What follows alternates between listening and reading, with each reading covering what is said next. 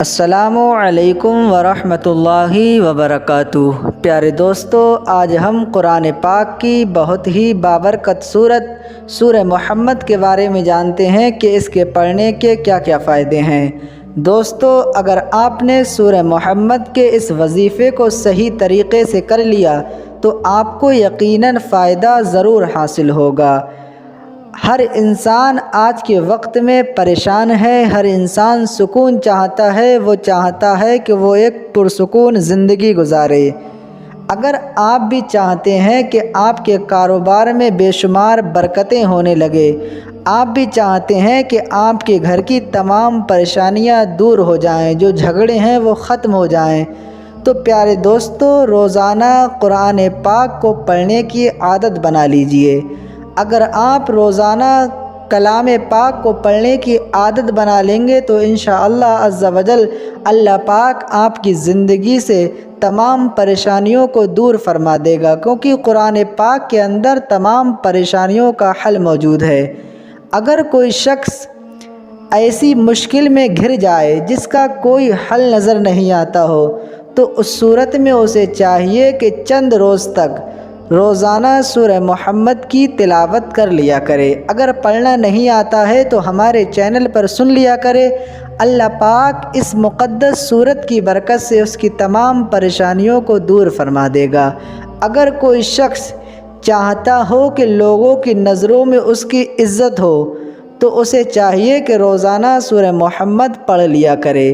اللہ پاک اس کی تمام پریشانیوں کو دور فرما دے گا، لوگوں کی نظروں میں اس کی عزت قائم ہو جائے گی۔ آئیے دوستو،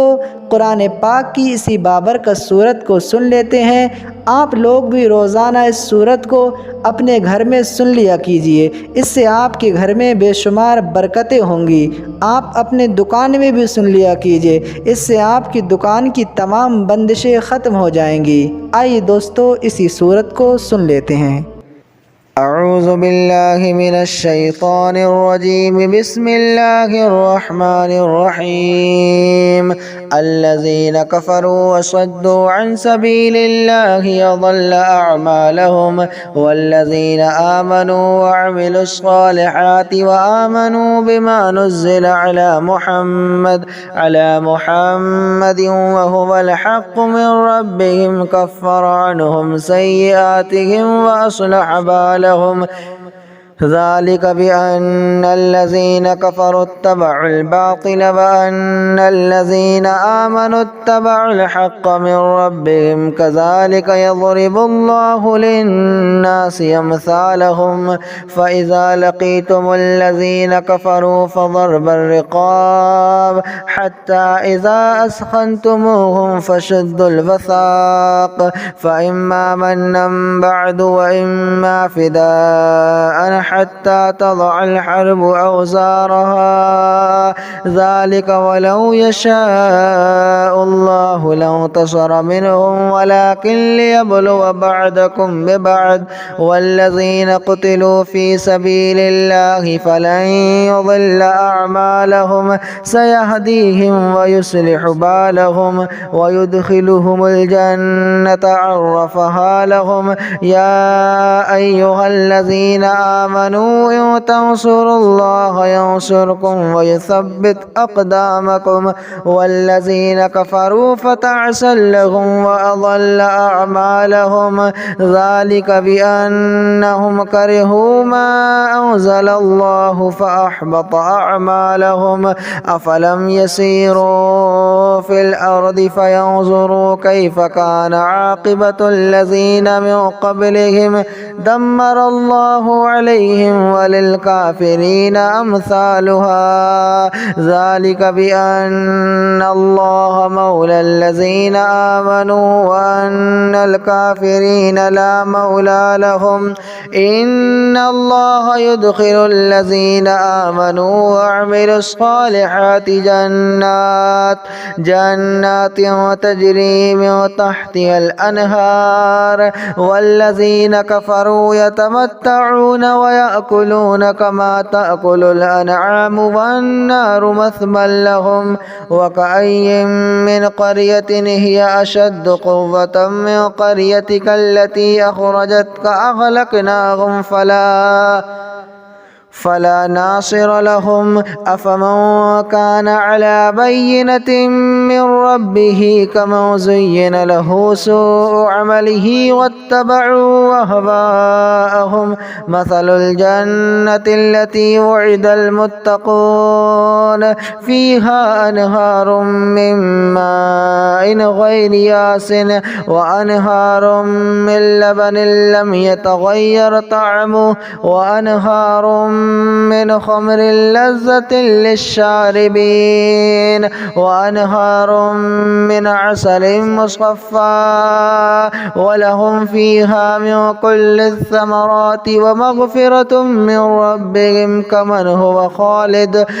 هو خالد في النار وسقوا ماء حميما فقطع أمعاءهم ومنهم من يستمع إليك حتى إذا خرجوا من عندك قالوا للذين أوتوا العلم ماذا قال آنفا أولئك الذين طبع الله على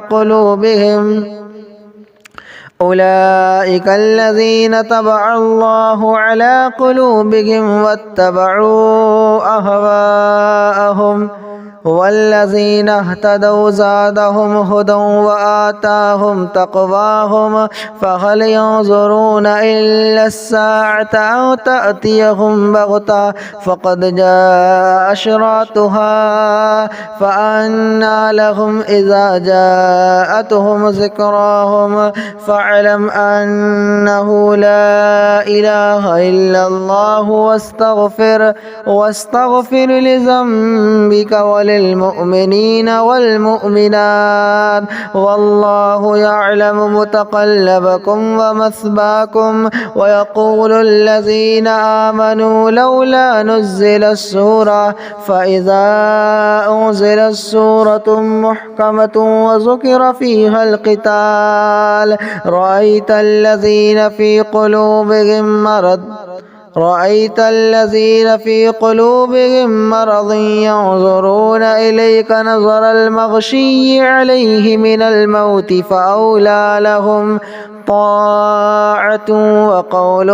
معروف فإذا عزم الأمر فلو صدقوا الله لكان خيرا لهم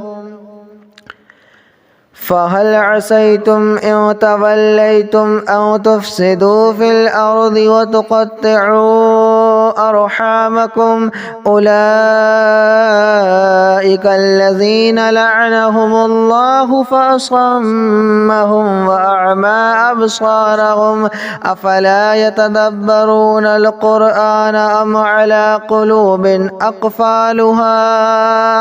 إن الذين ارتدوا على أدبارهم من بعد ما تبين لهم الهدى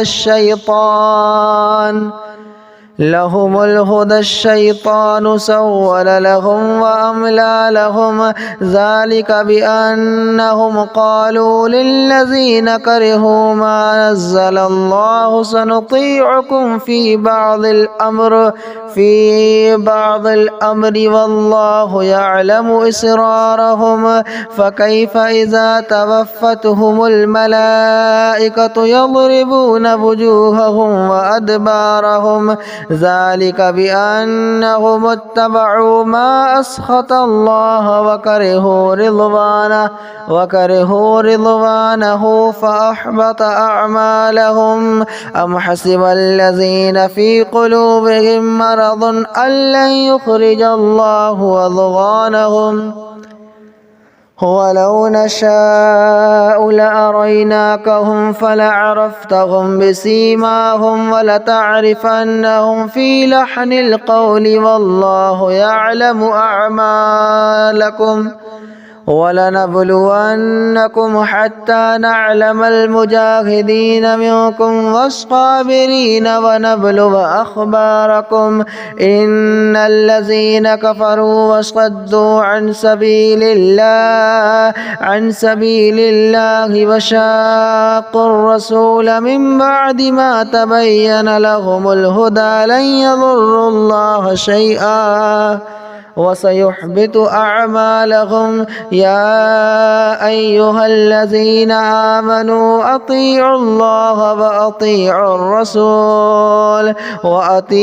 الرسول ولا تبطلوا أعمالكم إن الذين كفروا وصدوا عن سبيل الله ثم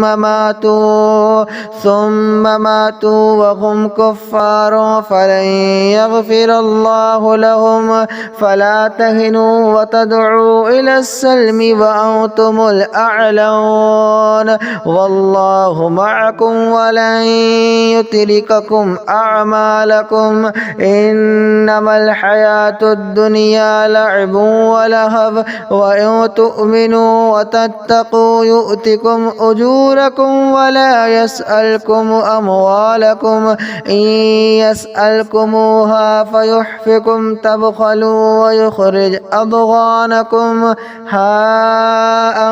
أنتم هؤلاء تدعون لتنفقوا في سبيل الله